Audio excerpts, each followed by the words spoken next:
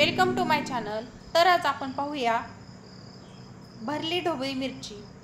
तर ही मिरची कशी बनवायची त्यासाठी सर्वप्रथम मी इथे 8 ते 9 मिरच्या स्वच्छ धुवून घेतलेल्या आहेत। आता या मिरच्यांमध्ये भरण्यासाठी आपण मसाला तयार करून घेऊया। त्यासाठी मिक्सरच्या भांड्यामध्ये मी जाडसर असं शेंगदाण्याचं कूट घेतलेलं आहे। त्यामध्ये लसणाच्या काही पाकळ्या, जिरे, लाल तिखट,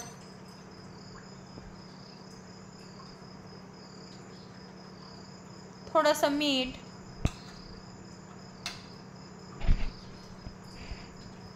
हळद, थोडासा काळा मसाला आणि कोथिंबीर टाकून हे सर्व साहित्य आता मिक्सरला थोडंसं जाडसर वाटून घ्यायचं आहे। जास्त मिरच्यांमध्ये भरण्यासाठी हा मसाला आता तयार आहे। पहा इथे तुम्ही पाहू शकता मी या सर्व मिरच्या आता कट करून घेतलेल्या आहेत आणि आता या मिरच्यामध्ये आपण तयार केलेला मसाला आता भरायचा आहे। पहा आता एक एक करून ह्या मिरच्यांमध्ये आपल्याला हा सर्व मसाला याच्यामध्ये भरून घ्यायचा आहे।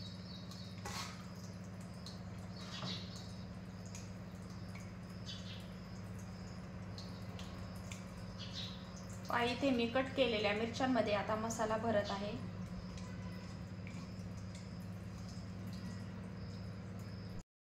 इथे सर्व मिरच्यांमध्ये आता मी मसाला भरून घेतलेला आहे आणि आपला काही मसाला थोडासा शिल्लक आहे तो सुद्धा आपल्याला भाजी करताना वापरायचा आहे।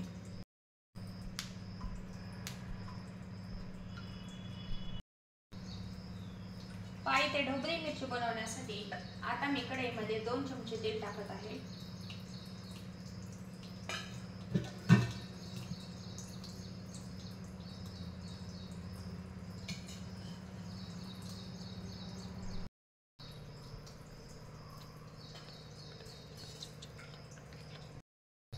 तेल गरम झालेलं आहे। आता याच्यामध्ये आपल्याला जिरे मोहरीची फोडणी द्यायची आहे। जिरे मोहरी तडतडली आहे। आता एक एक करून आपल्याला सर्व मिरच्या कढईमध्ये टाकायच्या आहेत।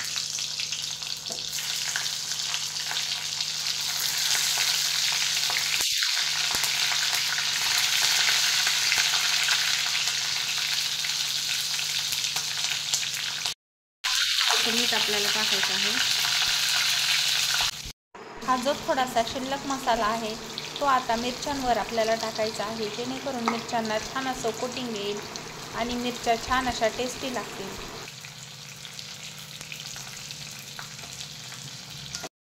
आता या मिरच्यांवर झाकण ठेवून या आपल्याला 5-6 मिनिट शिजू द्यायचे आहेत। मध्ये मध्ये आपल्याला चेक करायचे आहेत की ते शिजले आहेत की नाही ते।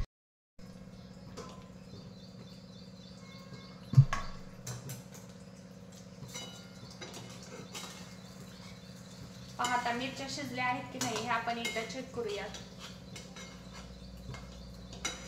तर आता ह्या शिजत आलेल्या आहेत, एका साइडने छान शिजलेल्या आहेत।